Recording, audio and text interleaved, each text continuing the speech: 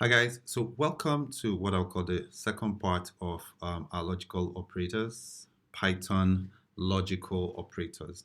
Now, the first thing we did in the first rule we worked on was the AND logical operator, where the rule states it is true if the values on the left and on the right are true. So we're able to create this. Now, the next one we're going to work on is the OR. So here's the rule. It is true if the if either values on the right, on the left, and on the right are true. So what I'm saying is, if the value on the right here, say this value is this value and this value, right? This is a value here, and this one, if one of them is true, then it goes. So that means it will evaluate as true. So remember that what we're working with a conditional statement here. Now, so what I'm going to do is I'm just going to copy this, right? Pretty quick. I'm just going to copy this and I will put it here. Pretty simple. Now, what are we going to do? We're going to just make some changes to them. So now you see that here we say if age is greater than or equal to 20, and what we're just simply going to do is we're going to remove the and we put or. Now you see over here, this was what happened, right? This is how there's this evaluated the elif, the outlet for the first if statement, right? So what we're going to see here is, and then here we're going to take out this, and we're going to have or. Right, so now we're saying if age is greater than or equals to 20, or food in this list is either ewa or amala. So, but you see what food is here, it's eba. It's going to evaluate if it's true, right? And same thing is going to happen. As we know, it will run through this check, and if nothing comes out, then it will evaluate. So if we run this, you see where we are.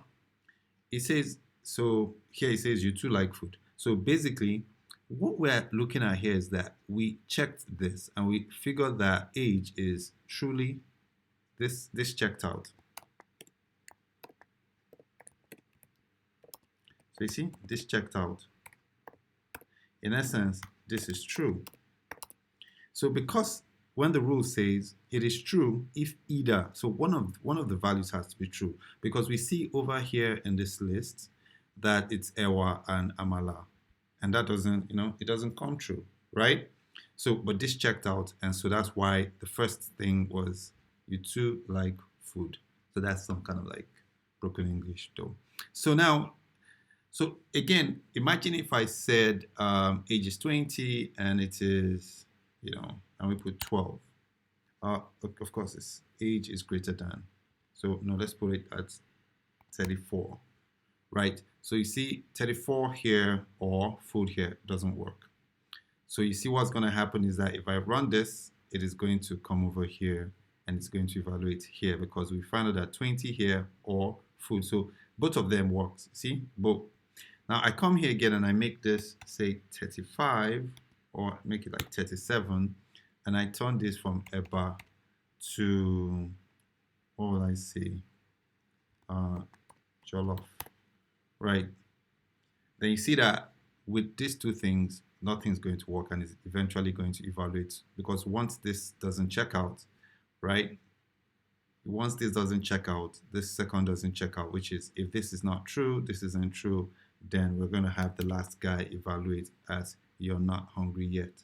So you see what the whole idea is for the OR logical operator, right? Pretty simple. It gives you an option. You now have you either find one of the values that is on the left or on the right.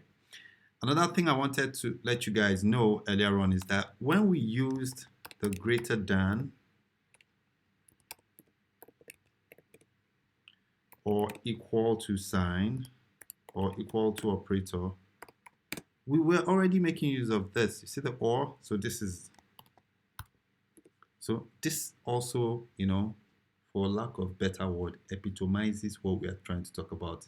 It's just an indication of what we're trying to talk about. So you see that greater than or equal to. So here is a logical operator. So a logical operator unfolds right here when we use this. So it's going to check greater than.